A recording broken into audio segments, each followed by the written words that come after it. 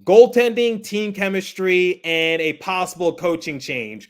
What are some of your concerns for the New Jersey Devils?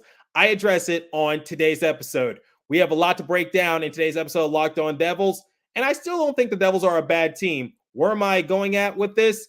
Buckle up and find out. You're Locked On Devils, your daily podcast on the New Jersey Devils, part of the Locked On Podcast Network, your team every day. Hi, this is Bryce Salvador, and you're Locked On Devils with Trey Matthews. Elliott scores! Oh, Stevens stepped up, nailed him. Brodor's got the puck. What a shot. The Devils win the Stanley Cup. Alrighty now, what is up, New Jersey? Welcome back to the Locked On Devils podcast here on the Locked On Network. I'm your host, college hockey play-by-play announcer, Devils writer for Pucks and Pitchforks, and also part-time credential media member, Trey Matthews. I hope you guys had a safe and relaxing Christmas with your family, friends, and loved ones. I know I had a great time opening presents around the tree with my family. Got this awesome Devils jacket. I can't wait to rock it, but maybe for the Stadium Series or something like that. But Christmas break is now over. It is back to business. And today was a bit of a slow news day because obviously nothing has happened the last couple days. When this episode goes live, the New Jersey Devils are set to take on the Columbus Blue Jackets. And by the time you're listening to this episode, I might be making my way to Newark, New Jersey to cover the game. But I wanted to get you guys involved in the episode somehow because, once again, nothing really to cover for the time being. Rosters are still frozen until December 28th. And back in spring, I did a two-part episode on addressing your concerns, and it actually did somewhat decent. So I decided to bring it back, and I'm definitely going to do this a few times more throughout the course of the season. So I put out on the X app this question, which is, what are some of your concerns for the Devils as we approach the halfway mark? Because we're not quite there, but after Christmas break, this is where the stretch drive for midseason really starts to kick in, because now you really got to try to weather the storm if you're struggling. If you're on the outside looking in, that starts to become a little bit more stressful if you're a team like the Devils, especially in a tight division. So I read each and every one of your guys' responses, and there was a lot of similar answers, and I decided to get the party started with my personal concern. Now, some of the concerns that you guys brought up, I probably have similar concerns, but I wanted to be just a little bit different because I don't want to copycat anyone. So let's start off with the first concern that I have for the Devils, which is their sense of urgency. Now, this comes to a surprise for me because during the course of preseason, I saw the Devils come out with a lot of energy. I saw them come out on a mission. I saw them dominate from start to finish the entire 60. Now, albeit some players were resting, some players weren't participating, but you still saw like the battle and the desire to try to win those games, even if they didn't count for anything. And the proof was in the pudding because the Devils finished preseason undefeated, and that definitely gave a lot of the Devils discourse a lot of hope. But come the first game of the year against the Detroit Red Wings, they came a little rusty. They still won the game, but you were just like, okay, that's not the style play that the Devils are accustomed to. Maybe they just need to dust off the cobwebs, but a week or two goes by and you start to see that the Devils just aren't as dominant as they were last year. And once again, we're close to the halfway mark of the season. And the fact that we're still having this discussion in terms of the Devils just not coming out with full amount of effort or them just not playing the entire 60, that personally concerns me, because if you've been listening to a few of the post-game interviews, you could just hear some of the players say that they just weren't ready to play that particular game. So I look back at the first time that the Devils played against the Blue Jackets. I think to the San Jose Sharks game. I think to the Anaheim Ducks game. I'm sure there's a lot of excuses that you could put out there for Devils, because I know that the Sharks and the Ducks game came at the hands of back-to-back games, and we know that the Devils tend to struggle with back-to-back matchups. But the thing is like when you look towards the end of the season and you barely just missed the playoffs, you're going to look back at those games saying that the Devils really should have at least gotten a point, because let's just say that the Devils hypothetically do lose those games, but in OT, so they still get a point. So instead of them being on the outside looking in, they're just on the inside of the playoff picture because they have 3 extra points. So my thing is like the Devils cannot just continue to say like they didn't come prepared, they didn't come ready, because it's something that I've been hearing from Lindy Ruff. It's something I've been hearing from the players. And in fact, if you guys listen to one of my latest episodes, that was one of the questions that was asked to Timo Meier. I'm like, okay, we're in late December. We're past the Christmas period. We're about to enter a new year in 2024. You got to start coming out with a sense of urgency, and you got to play the entire 60. You got to play with a sense of pride, because you cannot just come lackadaisical into period number 1 and decide to pick it up in period 3. Because if I said it once, I've said it 1,000 times. Sometimes it can be too little, too late. So when looking at the Metropolitan Division, it's one of the tightest divisions in the entire NHL because it's still anybody's game. The only team that has a decent amount of point separation is the Columbus Blue Jackets, who are currently in last place. So the Devils are 2 points ahead of the Pittsburgh Penguins. Now, the Penguins lost their more recent matchup, but if the Penguins go on a 3-game win streak and the Devils go on a 3-game losing streak, God forbid, then the Devils, don't look now, are second to last in the Metro, believe it or not. So that's my first concern with the Devils, which is you got to play the entire 60 and you got to come out with a sense of urgency from start to finish, especially where you're positioned in the Metro. Now, one of the biggest concerns that's been very evident throughout the Devils discourse is the goaltending. And I'll be honest with you guys, that's also one of my main concerns. So when looking at the Devils goaltending situation, their 1A and their 1B is Vitek Vanecek and Akira Schmid. Statistic-wise, so far this season, Vitek Vanecek, he has appeared in 21 games. He has a record of 12-6-1. He has a goals against average of 3.28, a save percentage of .884. And for Akira Schmid, he has appeared in 13 games. He has a record of 5-7-1. He has a goals against average of 3.26 and a save percentage of .893. So not exactly elite goaltending for the Devils. And it's hard for Lindy Ruff to pick a goalie to start against big-time matchups because sometimes Akira Schmid, he could be hot when Vitek Vanecek is ice cold, or vice versa. You don't know who to put out there. And come playoff time, who's going to be the goalie that's going to lead you to 4 wins out of 7, so that way you can make it out of the first round and you could try to maybe squeak your way past the second round, because I'm sure the Devils want to take a few steps forward compared to last year, but it's hard with this goaltending tandem. Now, during the course of the summer, I said that I had a lot of faith in Akira and Vitek, but if you were to tell me what I know now during the summer, I would have said, hell yeah, Devils need to trade for a better goalie, and they need to be a little bit more patient with Akira Schmid, because I think one of the downfalls for Akira this year, and this might be a hot take, but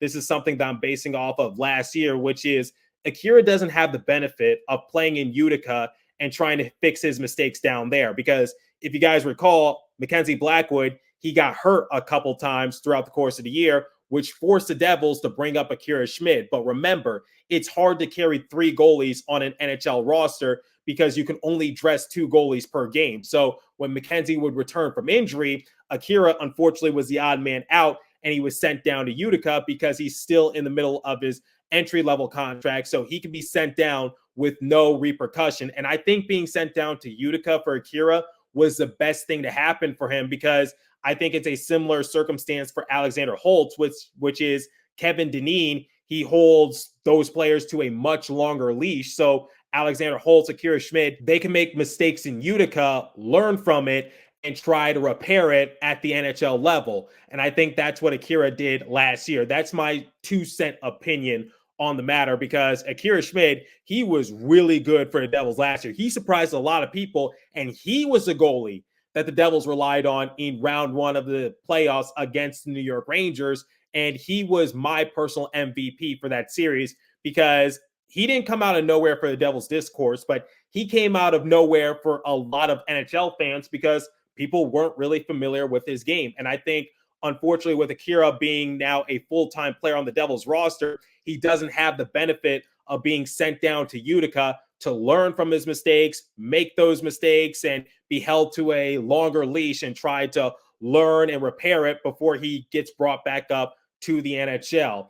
Now, Akira can still be sent back down to Utica because he's still in the midst of his entry-level contract. However, given the options in Utica, with the exception of Isaac Poulter, which I don't think the Devils are going to entrust him with a backup role for the time being, there's really no choice but to leave Akira at the NHL level. Now, a lot of people are wondering, what's the future for the Devils goaltending? Well, the thing is I think one of the main priorities for Tom Fitzgerald and company is to try to make a splashy trade before the trade deadline. But for right now, rosters are frozen until December 28th. Well, I guess tomorrow, until when this episode goes live. Look at the date right now. I lose track of my dates quite frequently. But digressing a little bit, I think that's something that Tom Fitzgerald is definitely trying to hammer on home. Now, the question is, who do you trade for? I hear that Elvis Merzlikins of the Blue Jackets might be available for the taking, or one of the bigger talking points is John Gibson. But the problem is that the goalie market is so spread thin, and the Devils' trade value in Akira Schmid and also Vitek Vanecek, it's not really high for the time being. So are you going to have some buyers that are willing to take on probably Vitek Vanecek if we're talking about trading for a suitable goalie? I don't really know, because I said if I'm the Ducks GM and if I want to give you John Gibson, who's been one of the brighter spots for the Ducks, an organization that's had a cloud over their franchise the last few years, I don't think I would put my eggs in the basket for Vitek Vanecek, because there's no guarantee that he's going to be that option for the Ducks moving forward. So my thing is, like, it's way easier said than done, and Tom Fitzgerald is going to have to get somewhat unique. And once again, with the market being so thin for goalies are aware that they kind of have the ball in their court, or the puck in their court, if you would, because it's just like they can try to negotiate for a higher price. It's one of the reasons why I said that the Devils should probably avoid Connor Hellebuck before Connor Hellebuck surprisingly re-signed his lengthy extension with the Winnipeg Jets. He's not going to come at a cheap penny, especially since he's on an expiring contract. So I think he was projected to make like $8 million per season, one season unrestricted free agent. And my thing is, like, despite the salary cap slated to go up in the NHL, the Devils still have some pieces that will need contract extensions. So I said notably Dawson Mercer. They got Tyler Toffoli during the offseason. Once their entry-level contracts are up, Shimon Nemets and Luke Hughes, they're going to need new contracts. So I said that would sort of be the risk of getting Connor Hellebuck. But if the Devils were in a must-win scenario, if their window was just closing, if Jack Hughes, Nico Hischier, and Jesper Bratt were up there in age on the other side of their better days, then I would be like, yeah, go for Hellebuck, because this might be your last chance to win a Stanley Cup. But the thing is like, the Devils, time is their friend. They have some time to try to put together a Stanley Cup roster, and their young core is, well, young. They have some time. So that's my thing, which is, will the Devils win the Stanley Cup this year? I would say most likely no, but I still think they're a playoff team. They just got to try to find that next step, because with Vitek Vanecek and Akira Schmid, you're absolutely right.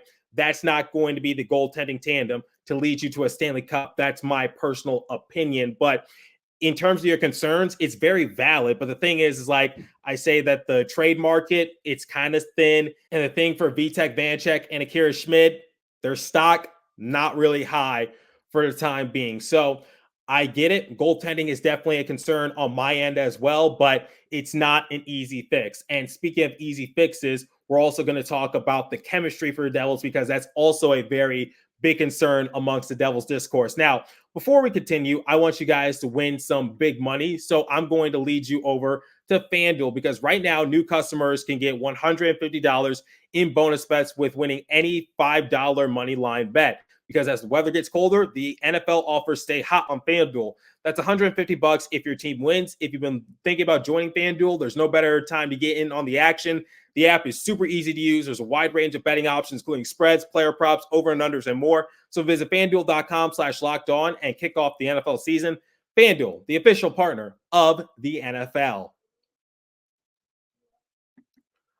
All right. Another concern that some of you have brought up is the cohesiveness of this Devils team. So their chemistry. Now, before I give my thoughts on the matter, let me list you some players that have dealt with injuries. So these are players that have missed at least a game during the regular season so far, and it might factor into their unestablished chemistry. So I might be missing some names, but here's some that come off the head, which is Erik Haula, Nico Hischier, Jack Hughes, Curtis Lazar, Timo Meier, Tomas Nosek, and Dougie Hamilton. So I just listed like 7 players that have been dealing with injury this year and have missed some time. So I get it. Like, chemistry is definitely a big concern for some of the Devils discourse. But the thing is like the Devils have been dealing with a lot more injuries this year because out of Jesper Bratt, Nico Hischier, and Jack Hughes last season, the person who missed the most games was Jack Hughes, and he only missed 4 games. I think Dougie Hamilton, he played in a majority of the games, but towards the end of the season, he started to deal with a wrist injury, and that affected his game during the course of the playoffs. But the point is like the difference from this year and last year is that the Devils are dealing with injuries. So fun fact for you guys, after the 2021-2022 season, when you look at the original trio of Jack Hughes, Nico Hischier, and also Mackenzie Blackwood, with all 3 of them on the rink, they suited up in less than 20% of the potential games that could have been played. And that was very clear because during the 2001-2022 season, sometimes those guys weren't on the rink together, and that made it hard for the Devils to win consistently. And unfortunately, that's just a hand that's being fed to them for a time being, because I remember the game against the Pittsburgh Penguins, they were missing Jack Hughes, Nico Hischier, and also Timo Meier. That's when he started to deal with his injury, and the Devils came away with an upset victory, but it still doesn't take away from the fact that it's really hard to have that chemistry when one person seems to be going on the injured list while the other one is coming off of it. So when Jack Hughes and Nico Hischier came back, Timo Meier was still out with his injury. Or I remember during American Thanksgiving time, when Nico Hischier came back from his injury, specifically Dougie Hamilton, it was revealed that he tore his left pectoral muscle. He needed surgery, and now he's out for an extended period of time. So the Devils are just having to play devil's advocate, no pun intended, when it comes to dealing with injuries. That's why they called up Shimon the Mets, because I think the plan for Shimon was to keep him in Utica for this year so that way he could get more accustomed to North American hockey. But change of plans, Dougie Hamilton, he's out for most likely an extended period of time, most likely until springtime. So we're talking about April, May, maybe out for the season, depending on how this year goes for the Devils. So Shimon the Mets, you're ahead of the schedule now, buddy. Welcome to the NHL. But the thing is establishing chemistry is not easy. And sometimes you could be the best of friends outside the rink, but when you're paired on the same line, sometimes it just doesn't work. And right now, there's no better example than Timo Meier, a really good player, but where do you slide him in? And I think for the time being, they got something special with Timo Meier being paired alongside Michael McLeod, because Michael McLeod plays a physical game similar to Timo Meier, and Jack Hughes and Nico Hischier might be a little too fast for Meier to keep up for a time being, because remember, Meier is still trying to recover from his injury. That also involves his skating abilities. So that might also play a factor. So in terms of the chemistry and your overall concern for it, I would just say you got to give it some more time. It's starting to come back. Don't want to jump the gun on anything, but I can understand the concern. But unfortunately, chemistry, no pun intended once again, but it's not an easy science. It's very complicated. There's a lot of factors that play into it. And unfortunately, the biggest factor for the Devils is that they've been dealing with a lot more injuries this year. So it's hard to establish that chemistry when a lot of your players go on and off the injured list or scratched or whatever the case might be. But I think the Devils are starting to get back to it a little bit more. Okay, before we close it out on another big topic that I seem to always talk about, and I always save it for the third and final segment because I'm getting tired of repeating myself. But before we talk about that said topic and it involves the coach, let me tell you guys about Game Time, because maybe you want to sit behind the coach at an upcoming Devils game. So here's why I like the Game Time app. Last minute tickets, flash deals, zone deals, easy to find and buy tickets for every kind of event in your area. Views from all seats in the venue, lowest price guaranteed, event cancellation protection, job loss protection, etc. So Game Time has deals on tickets right up to the start of the event, and even an hour after it starts. It's the place to find last minute seats. Download the Game Time app, create an account, and use the code LOCKEDONNHL for $20 off your first purchase. Terms apply. Again, create an account and redeem code LOCKEDONNHL for $20 off. Download Game Time today. Last minute tickets, lowest price guaranteed. Okay, one of the concerns that a lot of people have, and some people were short and simple to it, some people provided some details to it, but another big concern amongst the Devils discourse is Lindy Ruff. Now, I guess I have some new information regarding Lindy Ruff because I've been talking to a few people, but the thing about Lindy is that it's a little bit of a thickety situation because he doesn't have his extension kick in until next season. But before we get into that, it seems like a lot of people like to circle back to Nico Hischier's exit interview from 2022, in which he said no comment regarding a question about Lindy Ruff and his staff and whether or not he wants to see them return. Now, I found that soundbite and I want to play it for you guys. And shout out to Christy Flannery of the Hockey News for asking this because I could recognize her voice. But here's what Nico had to say back in May 2022 regarding Lindy Ruff and his staff. Take a listen. Would you like to see Lindy Ruff and his staff back next season? And what have you liked about what they've done for the team the past couple of seasons? Our coaching staff has lots of experience. They work with us every day. Like I said, they did a good job giving us those experience they have. And and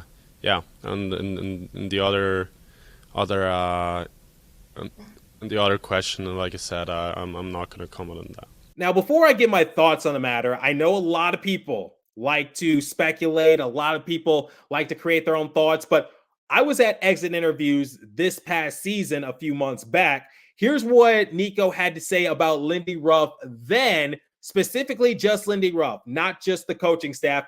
Take a listen. How has Lindy helped this team? Because obviously going into the year, a lot of people were writing you guys off, and obviously you guys were able to finish second in the Metropolitan Division and reach the second round of the Stanley Cup playoffs. So I'm curious to hear your thoughts on Lindy Ruff's leadership. Great. I mean, what he's done for us, he's been really patient with us.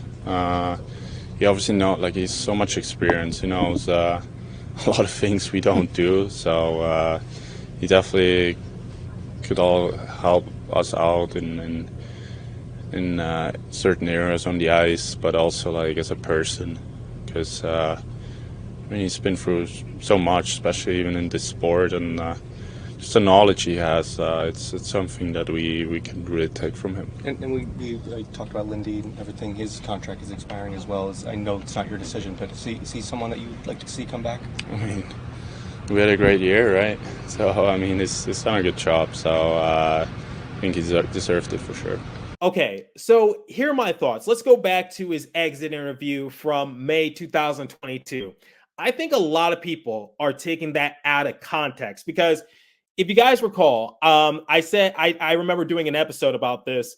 I said one or two things were going to happen. One, either Lindy Ruff was going to be fired, which I felt like was unlikely because I don't think it was fair to judge Lindy Ruff because at that point, this was when the NHL was dealing with their COVID situation for 2 seasons. So obviously you had the 2021 56 game shortened schedule. And then the very next year, especially the first half of the year, there were a lot of COVID procedures that affected the scheduling, affected the players, and basically it derailed a lot of teams. And unfortunately, the Devils were one of those teams. So I was just like, look, with the COVID circumstances, with the injury circumstances, like I said a while back in this episode, I felt like it was unfair to gauge Lindy Ruff from those 2 specific seasons. I said, you need to give him at least one more chance when the COVID restrictions would lighten up, when his team is fully healthy. Let's see where they can go. And they went to the second round of the playoffs. Now, going back to what Nico said, if you guys remember, because like I said, I did an episode regarding the subject.